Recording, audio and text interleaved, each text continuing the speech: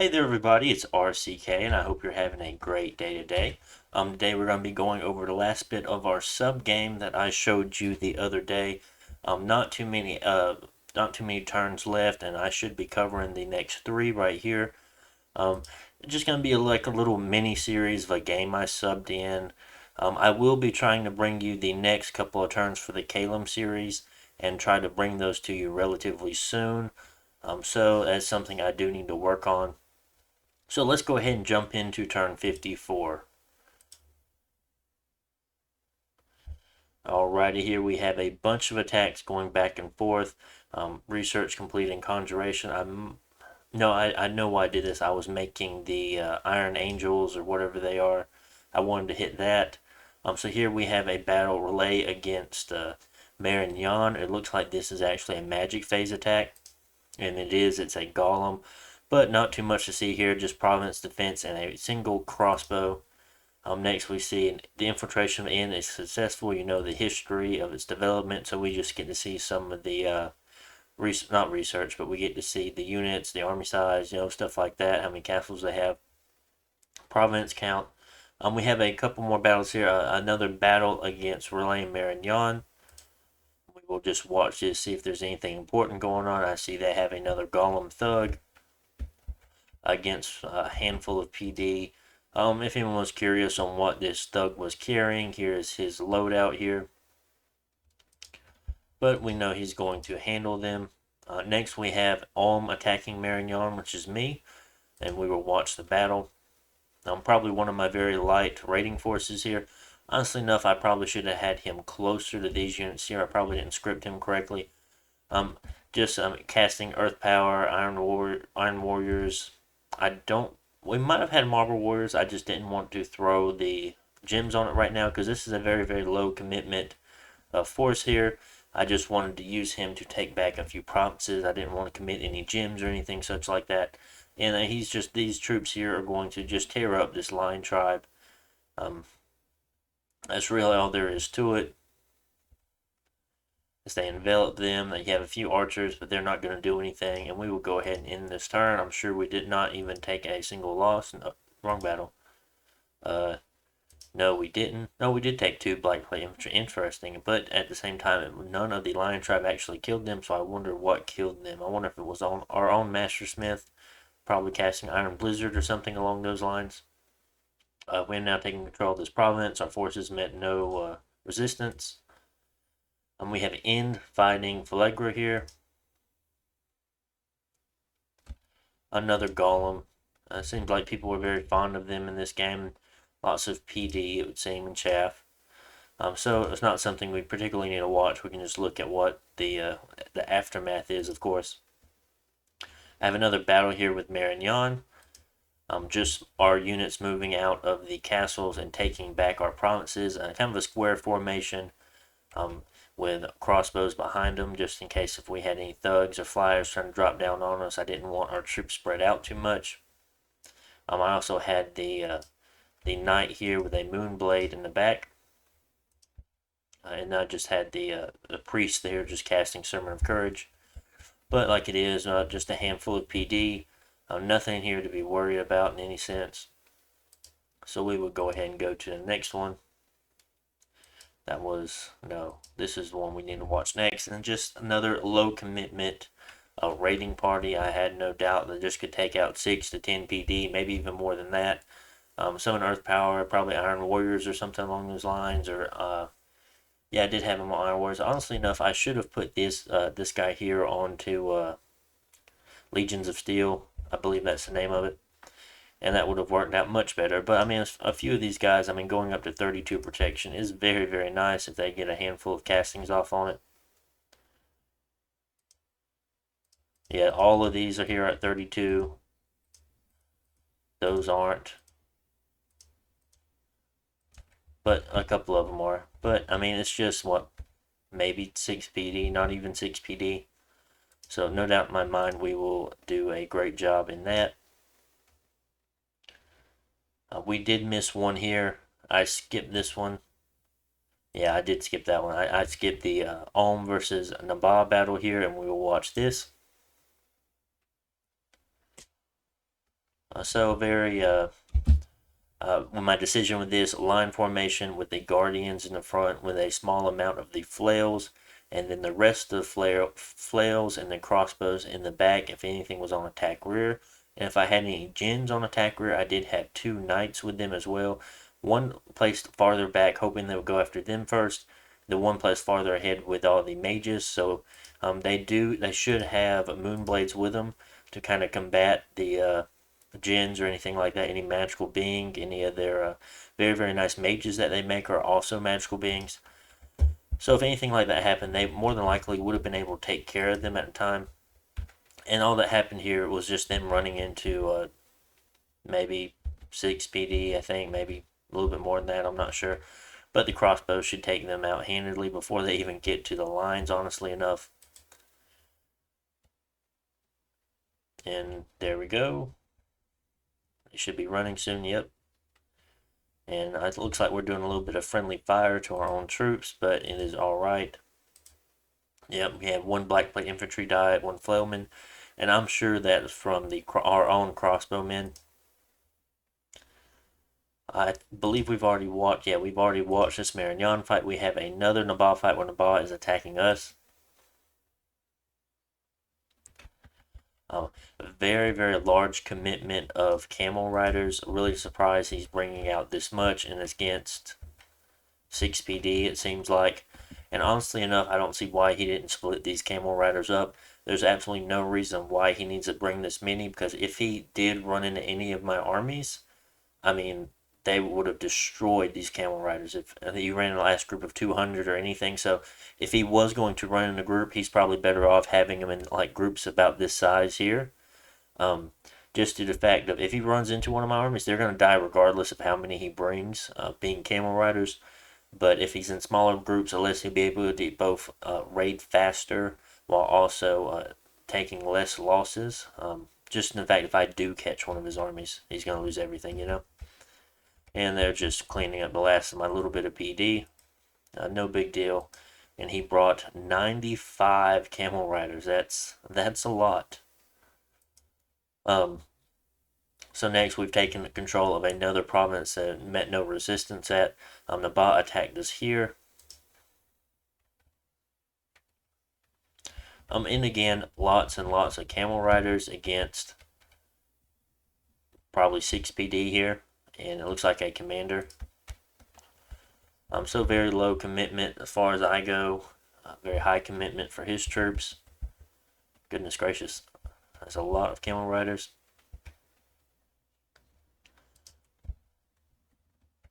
Okay, and let's see how many he actually brought. So 87 camel riders.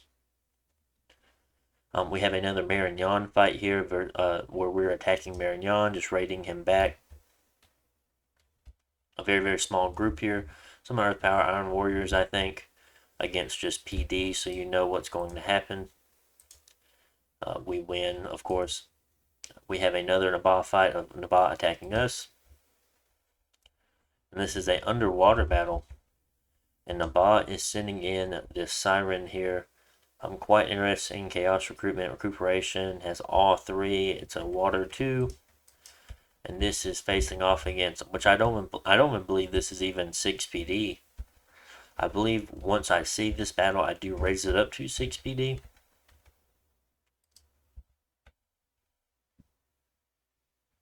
Put it on fast forward. And his mage is killed. Very surprising. Not that one.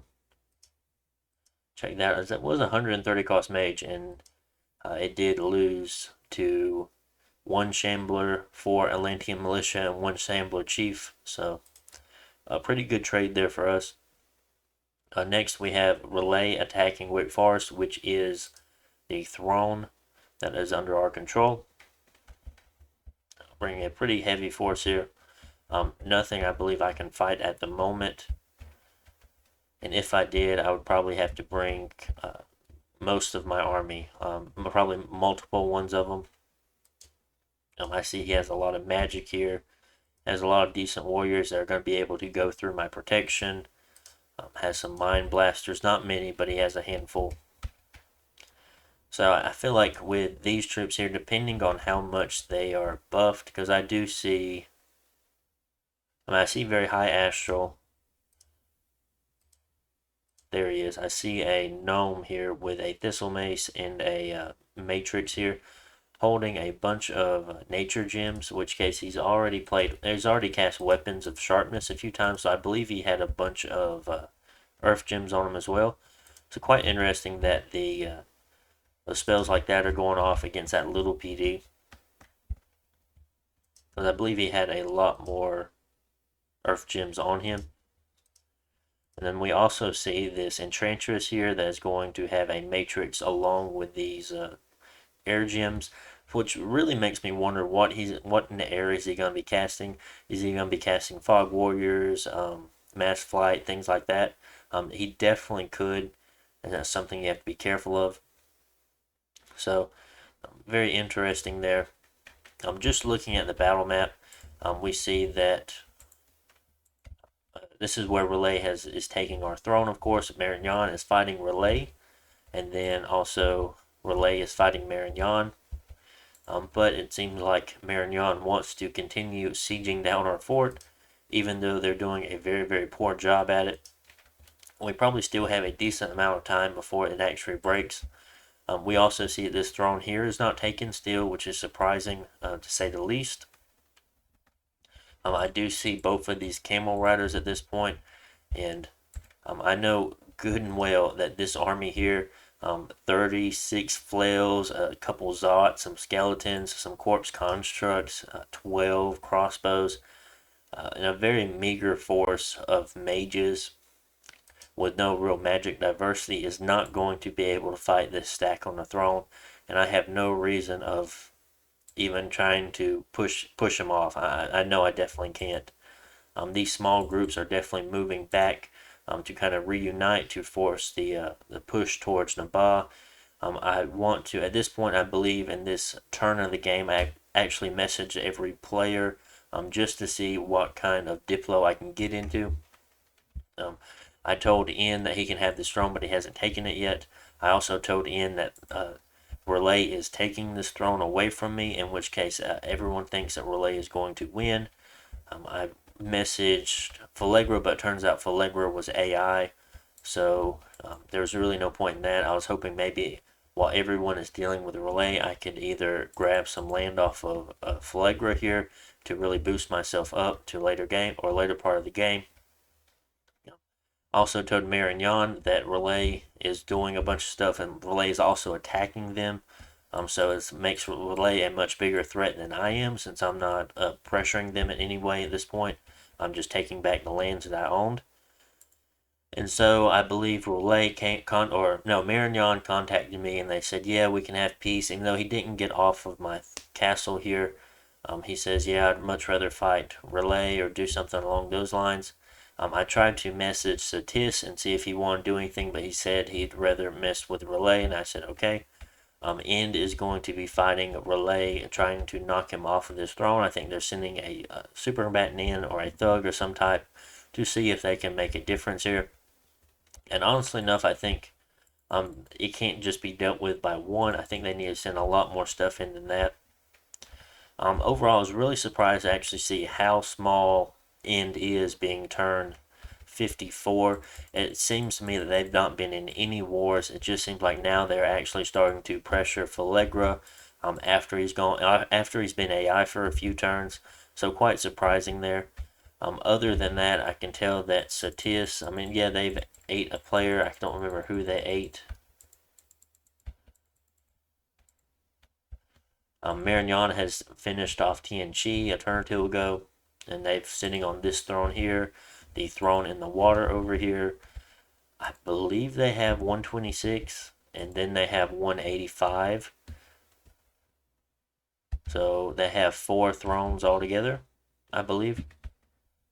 So very, very close. All they need are 5 thrones. So they can definitely go after 42 and try to win by a throne victory. So I do have peace with End. I have a nap 3. I have peace with Marignon. Falegra's AI, so of course I can't get peace with them. Relay is not directly attacking me, they're just taking my throne, and I told them, I said, I won't be defending it anytime soon, so you can have it. And Nabad does not want to have peace with me, so that is why we're going to be attacking them. I have no doubt in my mind we'll be able to take them out. Yeah, they're going to have strong magic as far as air and fire magic goes. But as far as that goes, I mean, I'm building up my matrix cores and things like that. My magic diversity is rather weak, but as far as their troops go, I feel like they're no match for ours. Yeah, they might be able to put some buffs on them, but I mean, the one thing I'd be worried about the most is going to be the evocation spells they're going to be able to throw. Like these 100 camel riders here and these 70 camel riders here. I think it's around those lines, or maybe almost 100 and then 80 or so. Like that's nothing. Like any of the even these small armies here, of well, that's almost 100. But still, even these small armies that I have moving around, like they'd easily take out these camel riders. Very, very few losses, so it's not something I'm worried about.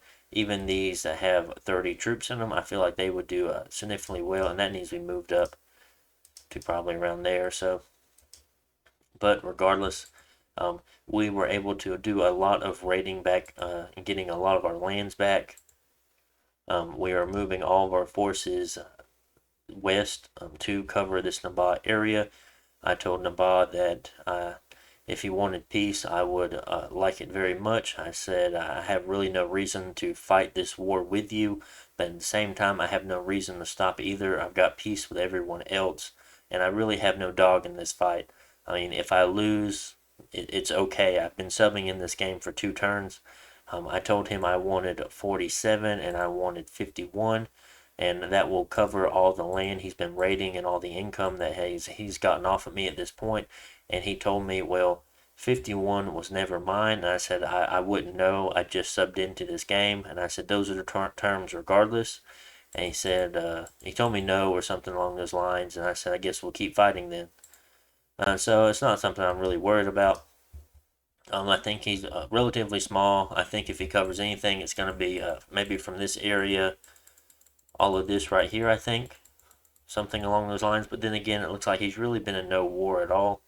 So he stayed relatively small this whole game, other than finally raiding some stuff off of me, and I think he's been raiding stuff off of Phlegra since Phlegra has gone AI. So that's quite interesting position there. As far as my research goes, 1500, not too bad. We're getting there, but I'm glad we finally got Conjuration level 8, so we can start making some very, very strong thugs. I'm still waiting to actually see what my god is, and we still have a lot of people on call god. I have very few priests, so it might take a little bit longer than I anticipate, but it will be okay. I've also been raiding with the hero that I got just through a very light set of armor because I really didn't have much. I think we're making him more this turn. Braces of Protection, Burning Pearl, and then a Moonblade if he runs into anything. And then as far as the magic tree or magic items, I mean, we still have very, very few here, but we're starting to pick that up a little bit. So we're definitely starting to recover some of the lands we have. And now that I saw this, I did move it up a little bit. I guess I moved it up 6. I thought I moved it up to 10 just in case if he tried that again. But it could be at 6, or maybe I think it was at, yeah, it had to have been at 4 because I'm able to put it down to 4, and I just moved it up to 6. So that's basically what was going on for this set of turns here. Not too worried about the major part of the world map. Usually enough, if I've spent 50 turns playing this game, I would definitely be much more worried about Relay. But honestly, I'm going to leave it up to the other players that have been in this game. Because, I mean, if they can't see what's going on, I'm definitely not going to point it out to them. He is very, very close to a throne rush. And like I said, even if I threw this entire army in, there's nothing I can do about it. Like, he is just going to push me right back off. Even if I set in the throne, I'm almost positive those 270 units would have sieged me down in 1 turn regardless. So there's not much I can really do about that, but try to better myself overall versus trying to fight somebody for a throne. And since I'm not even close to a throne victory, yes, I have a single throne, which I've actually already given away, which it's a decent throne. And I had this throne here, but I'm not even really close to any other thrones. I mean, yes, I can get this one that has fire snakes in it, and this one is kind of far away from me because I'd have to go all the way around. I'd have to fight Relay and probably have to fight Flagra or go through one of them or the other, and it'd probably take me a long time to actually walk through. I mean, moving 1, 2, 3, and then I need to have a holy 3 there, in which case I don't even know where my prophet is, or even if I have one, I don't. Actually, yeah, I don't even have a prophet, and I don't even have a god either, so it's going to be rather difficult for me to claim thrones. And then, other than that, the rest of the thrones are very much out of my reach, so I'm not too worried about that at the moment. And like I said, since there is still a player that's still raiding me, looking to fight me, I do have to revert my attention to that regardless. So we're sending more troops from either Ulm 25 or 29 to both hit that province there. And then also having 52 going. I think I almost switched this to patrol just to see if he wants to try to sneak out. Maybe I'd be able to catch him. But we are moving the rest of these troops up to try to see if he's raiding anymore, and we will definitely try to catch that army there. As far as that goes, I have my hero moving back in. I'm taking back this province here from Marignan due to the fact that it's still having 98 income regardless of it being a highlands. And then the rest of it, Relay has kind of cut me off. I'm not worried about the rest of it. I didn't plan on going farther than 55. I just want to have a very nice border there. And then we'll be working on this stuff anyway. So we'll be heading to the next turn being 55. Oh, wrong thing. Continue. 55, okay, and Ulm. And we have a message from End, of course, and I will open up and read that here. I was just making sure that OBS was still working.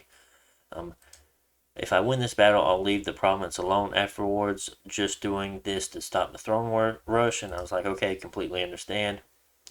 I didn't feel like I even told him I didn't. I knew I wasn't able to stop what he was doing. Of course, got a Mound Fiend here. It's just I think a Death 3 or a Death 4. I can't remember exactly.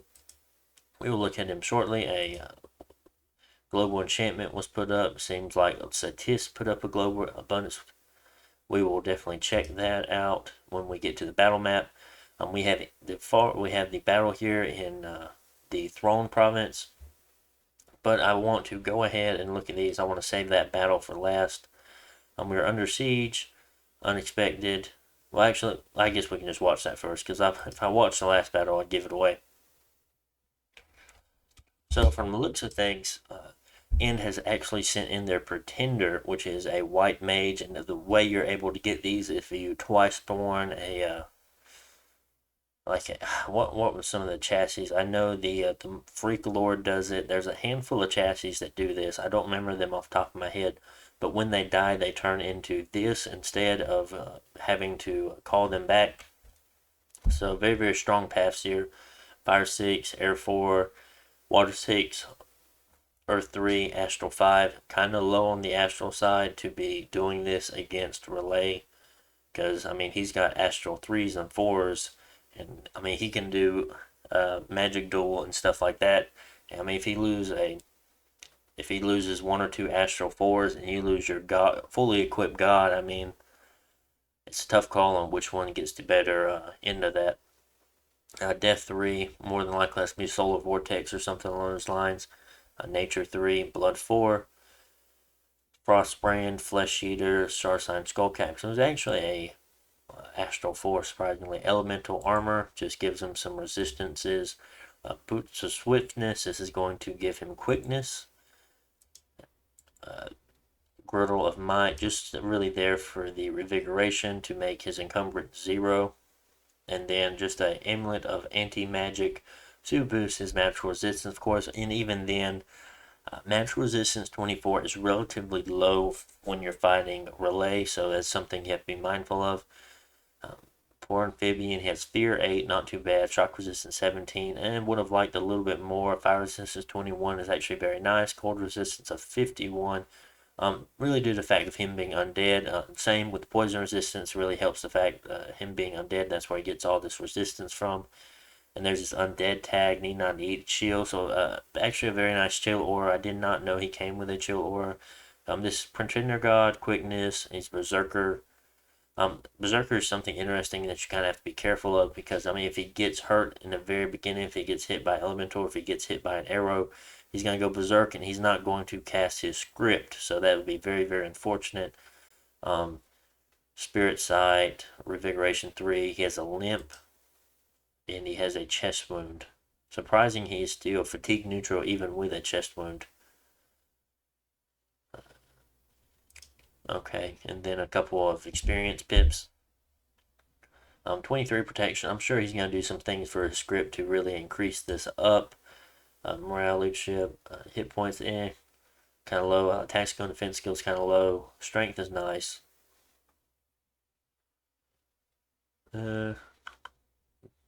Interesting. So we will go ahead and play the battle. I just want to take a quick look at his Pretender and what he decided to thug with it. Already getting hit by a bunch of magic here, either Mind Hunt or something along those lines. Soul Slay. So very, very dangerous paralysis. He's casting Soul Vortex. And Relay is casting Army of Lead. I was really wondering if they were going to cast that or not. You see it over top, and it looks like they did cast it with the one of the gnome over here. So, or no, it possibly could have been a gnome, depending on how much they had for the communion slave. Or is that two gnomes? Hold on. Oh, there's two gnomes. If I can click on it, I'm positive there's two gnomes right there. No, he's a glamour gnome. That's what it is. I got you. But he probably. Oh, there's another one. This is the one I remembered seeing. It does have a Earth 4 mage with the boots, and there are the gems for it. I was looking for it in the previous one, but I couldn't find it. Maybe he had him sneaking and was maybe he had him stealthy, but I'm pretty sure I remember seeing him before. But having these troops going up to protection of 29, 22 magical pierce damage attacks, also having air shield, they're lucky, they have regeneration. I assume the other gnome that has the gems on it casts mass regeneration. Is quite scary. I feel like these guys have enslaved mine. That's why they have these few TNG crossbows.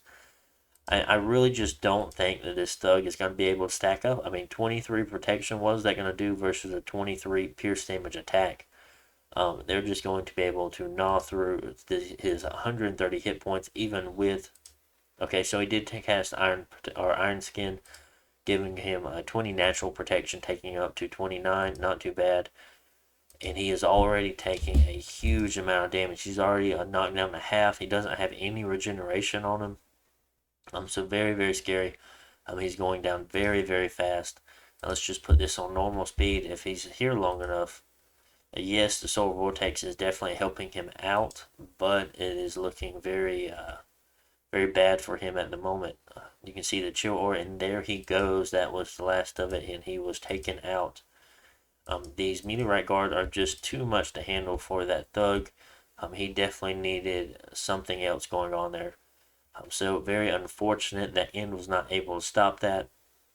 We have a battle here, Ulm versus Marignon. We will go ahead and watch it. A very, very small commitment force here. I mean, yeah, I think Guardians are kind of expensive, but I mean, I only brought like 10 just against a little bit of PD. I knew we'd done fine. Even though the Barbarians are going to hit very hard, I'm not sure if I'll actually lose any Guardians or not. It doesn't look like I have. We will go ahead and check the report, and we do actually lose one Guardian, and they are 20 gold apiece. But very, very low commitment. I wanted to spread my troops out and take as much as I could. We have taken control of another province, so that's 2. Phlegra is attacking End with a lot of stuff. Elder Cyclops. So quite interesting. A Manticore. Next we have Ulm fighting Nabaa, and I will view this battle here.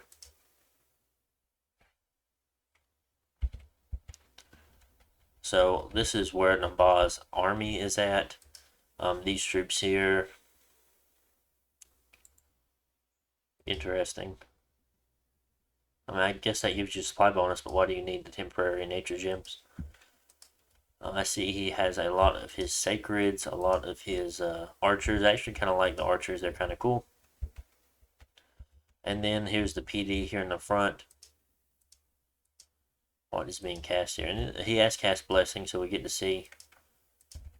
Who did he cast Blessing? He cast Blessing here. So this is the boss bless. Shock resistance 10, fire resistance 10, defense skill 2, revigoration 2, magical resistance +1, blood surge, combat farcaster plus 50%. Quite interesting.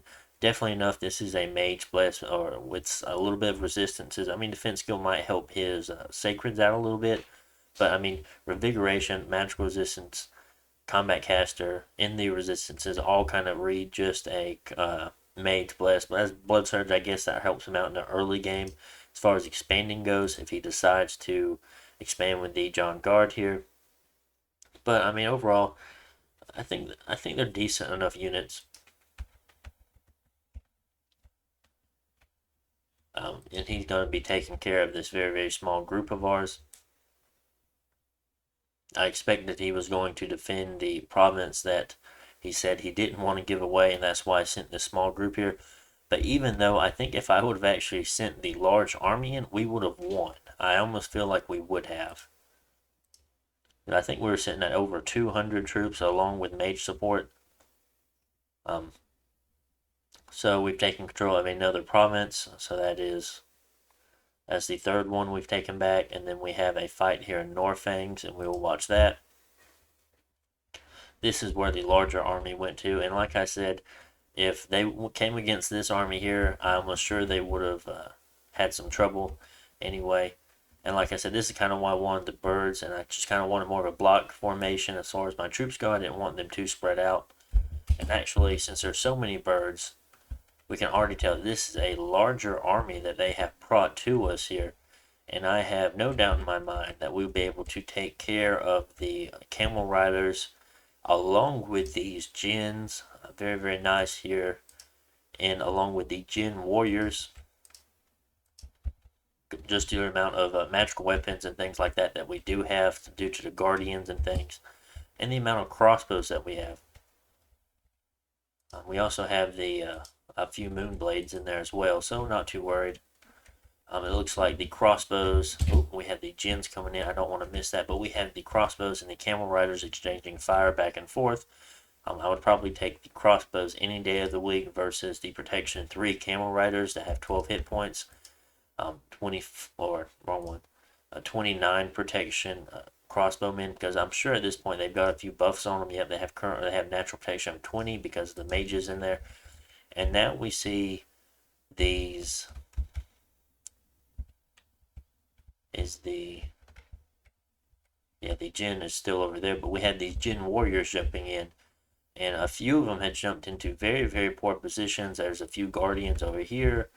Not too many over here, but we do have the guy with the Moonblade, and this is kind of surrounded by guardians as well, and we will just put this on play, and we'll watch how it goes out. So one is already gone. The one on that side's gone. These are getting hit. That one's gone. The arrows were getting shot at us. Nothing's going on there. I don't think they're dealing any damage to us. Another Djinn warrior's gone. One just had one of their glimmer things go away, or one of the unseen. There's another one gone. And us just harassing them down at this point, dropping their defense skill down, is really just hurting them a whole lot. Another one gone. Those two fly away. And then our troops look back around. Oh, I don't know why this Black Lord has ran out so far. He is getting shot at a lot, but I don't think he really cares due to the fact of having 26 protection with no buffs on him. Hopefully enough his Moonblade will help him do some work. There's one gone. Ooh, they caught him on fire. He has 4 hit points. We might lose him, and there he goes. Very unfortunate. Too bad he caught on fire. That one caught on fire too. We need to give him some resistance items anyway. I didn't take into fact our commanders sending in that much, or shooting that much fire at them.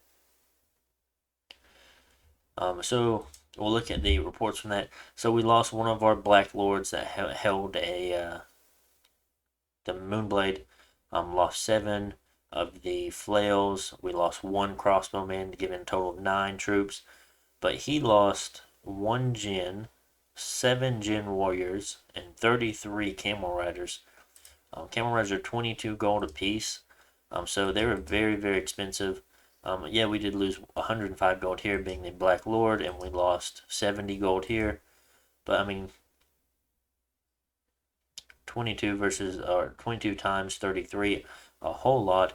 And he actually had to spend time summoning these Jins and summoning these Jin Warriors.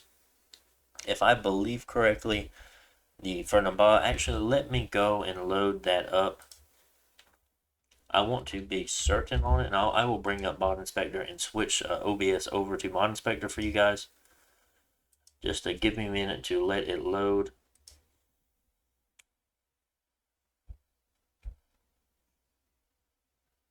Still loading. Let me go ahead and take a sip of water while I wait.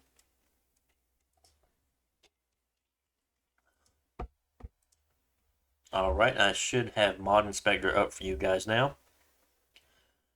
So what will we do? I know it's a summon that they have, so we'll go down to M.A. Naba. Wherever they are. There we go. National only. Okay, so contact Jin. Contact Jin Warriors. So it actually costs 18 fire gems to contact a Jin Warrior. And then it costs 18 fire gems to contact 18 gems to contact 3 Jin Warriors, and then 18 gems to contact a regular Jin, which is quite interesting. So in total he lost 1 Jin, so that's already 18 gems. And then he lost 7 of the Warriors, so that's 18, so that's 36.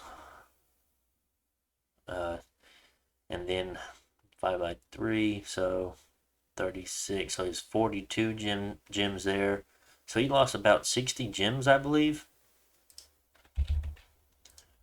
Let's just so 18 plus 18 plus 18 plus 6. Yeah, 60 gems if that's correct. I don't know if he gets discounts or anything, but regardless, I mean, even if it was 40 gems, that still seems like way too much to lose in just a raiding force there. So we'll be heading back over to the Dominions 5, of course. Very, very nice trade for us. I really enjoyed this trade, and I feel like if this army actually moved in place of the other small one that got destroyed, we would have won pretty handedly in that battle. And then we have the relay that is fighting in the fortress here, since no one was able to stop them. And there's nothing we really have to watch. I just had 2 mages left in here, and they get taken out relatively fast. Well, we can watch the script anyway.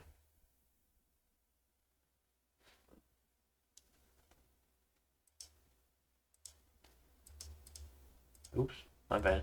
What is it doing? I'm trying to press fast forward. What is going on?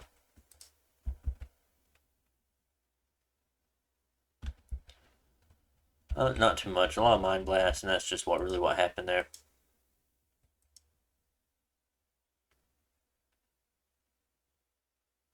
They take my... No, they didn't take my Master Mason, I don't think.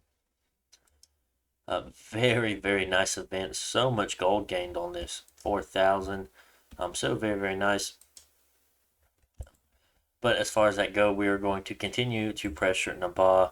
Not sure if they're going to try to raid this province here. They might see that I might not have no army around, so they'll probably try to hit this one, and then probably hit one of these 2 provinces with a very major force, hoping that they will rout my army here and make me lose everything, but that is not going to be the case. I believe this army, I think, goes here. I must have had the turn saved or something and then came back and did it later. I believe I came over here and I moved and patrolled. I think I patrolled here. I know I moved you up. Whatever's in this fort, I know I moved them out to this province. And then I think I moved something like this.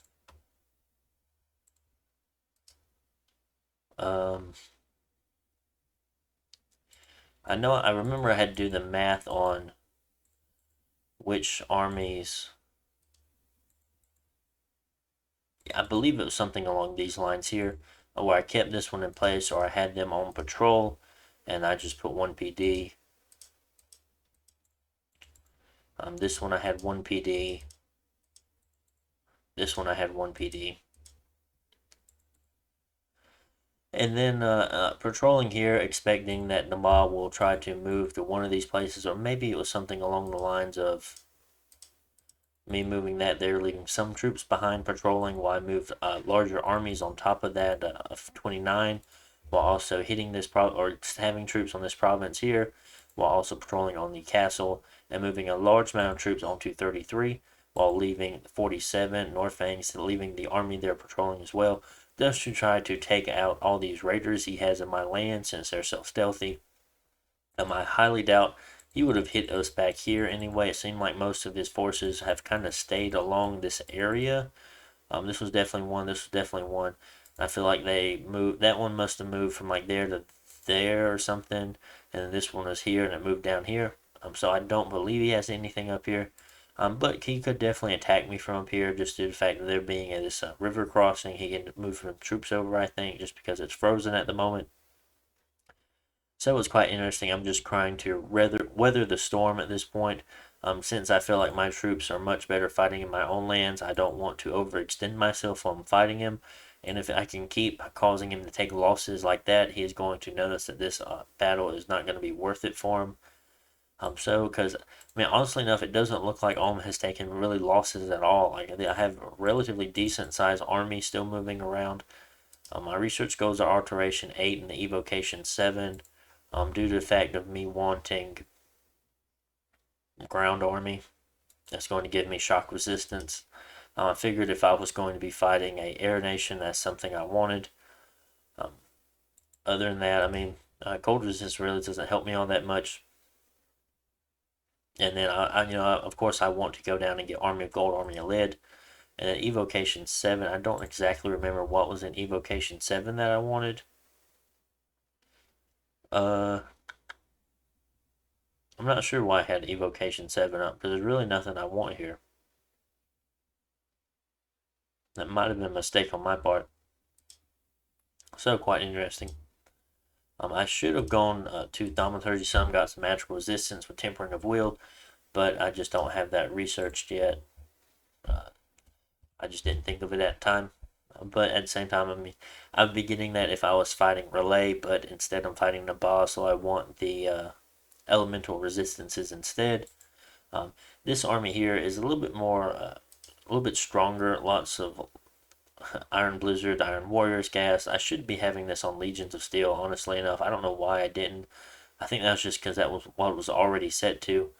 And I believe I do change up how this army looks because I do not like this formation at all. I must have not have edited this yet. Must have done it on the next turn. Because what button was it? Like all of these mages are just so out in the open for the kind of troops that we're going to be fighting. It is not something we want to do. We want to have our troops very close to us and very well protected. And I think I had something like this. I know I had the crossbows in the back here. Might have had something as far as a double line goes there. I know I had them in a box formation. And maybe I split them up into another group and had another box formation of infantry on this side covering, along with the archers on this side. Or maybe I had the crossbows in a box formation over here. I don't remember exactly, but I'm not going to go through and try to figure it out. Lots of strength of giants being cast. Hopefully that's going to be hitting the crossbowmen. And even if it hits my own troops or on the flail troops, that'd be great as well. And then Iron Warriors and things like that. But like I said, definitely should have been casting Legions of Steel instead. Also have a lot of Moonblade Knights in here, along with a Skull of Fire, Fire in a Jar, random Mastersmith here. The reason for him is he's going to be casting Fire Fin, and he's also going to be casting, what's the other spell? Flaming Arrows from my crossbows to really kind of give him an extra boost. Yes, Nambala is going to have some fire resistance. I can't remember if I changed Flaming Arrows off or not, but having Fire Fin cast first is also going to be much nicer for my troops as well. So that was also nice to notice that we had a Skull of Fire sitting around. And of course, the guy Nagash over here could definitely just forge us another one. No big deal if we wanted them. This is the Mound Fiend we made. Ethereal Chill enlarged for some reason because it's our Bliss.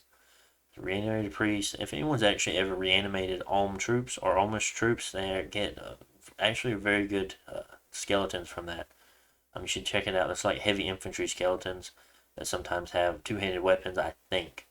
A Death 3 mage, so just a way to kind of get us a little bit higher in death. We're seeing at Death 4 now and cast things like Rigor Mortis, Darkness, stuff like that. But honestly enough, we don't want him casting those things because our troops have such high encumbrance. But it is nice to start to push yourself into higher depth to get in higher paths, of course. Like I said in other games, magic diversity is very much key. So very interesting here. And then that will be the end of turn 55. If you notice over here, most people might have already have. So Marignon has actually decided not to fight Relay for some reason, even though Relay is raiding them with thugs and such. But instead, Marignon has decided to move north instead of moving south to fight Relay. So that is very bad. What happened here, I think he used like Gateway or something to move his army on this province. He has this throne here, so that's 1, 2, 3. Marignon, for some reason, wants to fight him here, but he doesn't want to fight him over here. 4, 5. So hopefully someone can do something about this. Like I said, I have no army. I have no army in the area. I don't have any thugs I can throw on that. I don't have any of my Iron Angels or whatever they're called ready yet because I don't have a god either. But I don't even know if I have the correct paths to cast something like that. And then Phalegra's AI, so he can't do anything. And has just had their god killed, so whatever bless they had is also gone. So very, very interesting, very, very bad spot for those people. And then, like I said, I'm just kind of dealing with the Nabah stuff over here because they did not want to stop fighting. So that will be the end of turn 55, and we will head over to turn 56, continue our game.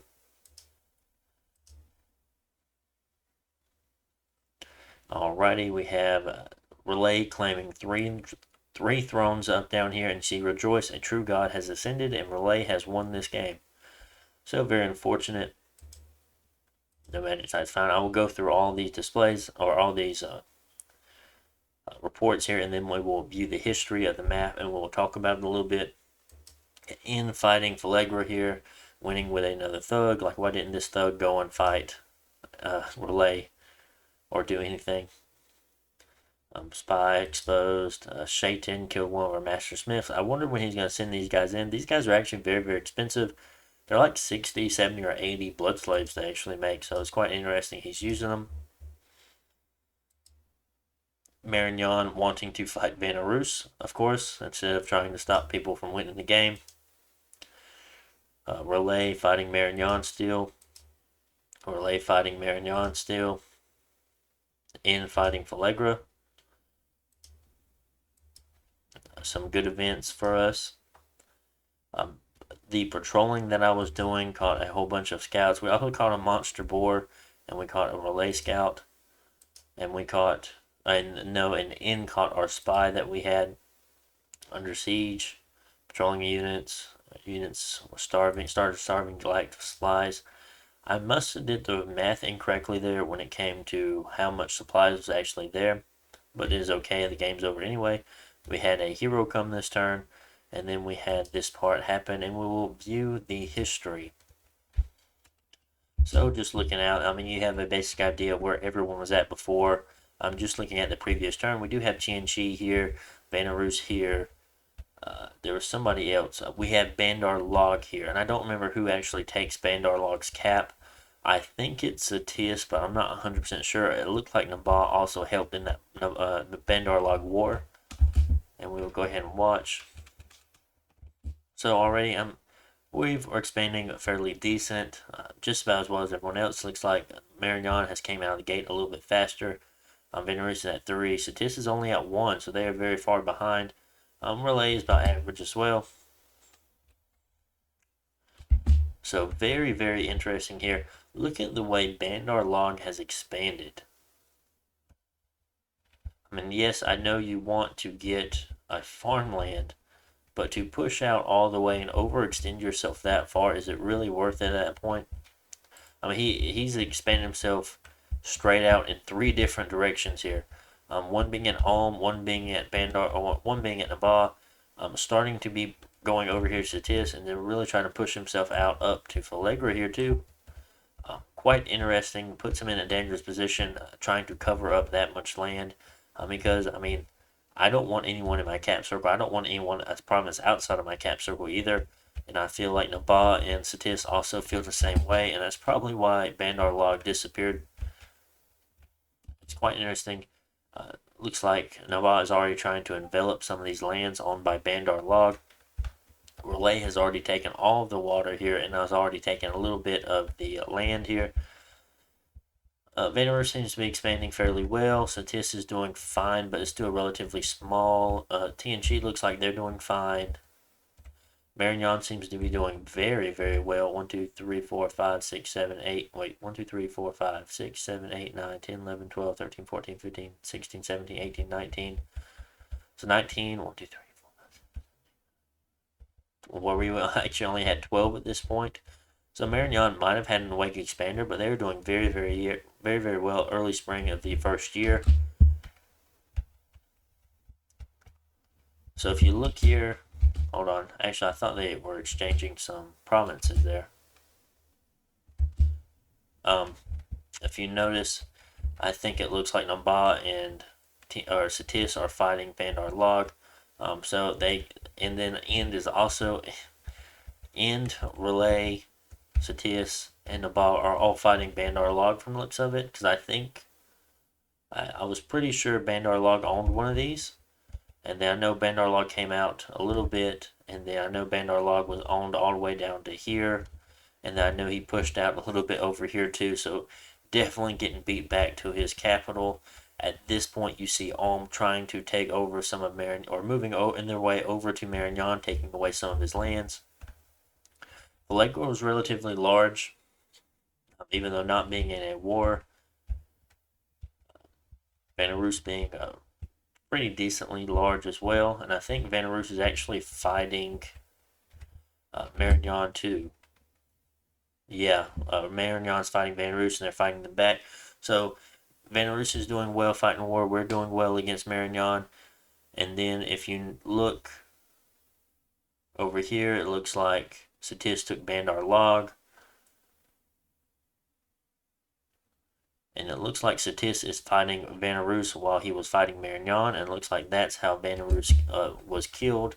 Must have been backstabbed by Satis here, or attacked him while his armies were away fighting Marignan, or something else happened.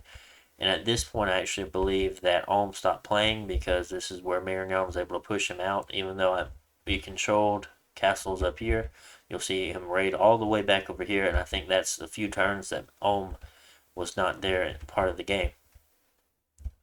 You see Satis, or Relay, is very, very large. You also see, there's something I didn't go over while I was watching the Marignan. You guys might have noticed this, but Relay has just 8 TNG and is cleaning them up at this point, since the capital is already gone. So very, very interesting. We will keep our eyes on this here, since this is the major part, since we're playing as Ulm, and then what Relay is doing as well. But like I said, raiding us back so fast, that's what leads me to believe that there was no one playing this nation for a while. So Venerus got completely wrecked by Satis, taking just about all of their lands, making Satis relatively huge. Nabha staying kind of small. Yes, they did some. They have some of Bandar Log's cap circle, but I mean, other than that, they really played no part in the game. I feel like they could have gone for Falegra a lot sooner, because I think they've taken some of this stuff from them. I'm not 100% sure. And then you see that TNG is still being cleaned up here. End decided to go ahead and jump on TNG to finish them off. And it looks like Marignan and Satis are fighting Venerus, unfortunately. and that was the end of the game. So quite interesting, very very interesting game. I was only in it for 4 turns. It was all right. I'm trying not to. Uh, yeah, I always try to win in my sub games, but honestly enough, there's nothing I could do to save that throne, even if I wanted to save it. I mean, either one of them, in my opinion, there was really no way that I could have. Yes, I probably could have pulled some kind of army together, and honestly, between 4 turns of me pulling armies from over here, like one, two, three, four, what I had, I think I had a small army here. I had some army in my cap. Maybe I could have made a force by the 4th turn, but still, I think there was 2 armies over here. Two, three, four. One, two, three, four. See, they wouldn't have made it. So the northern and western part of my empire, none of the troops would have been able to make it there in time. So, and I think as far as that goes, as far as my guardians, as far as my mage corps, that was where everything was at, was in the north. So very, very unfortunate. But like I said, I really have no dog, or I really have no dog in this fight. And if you guys wanted to stop him, you should have stopped him.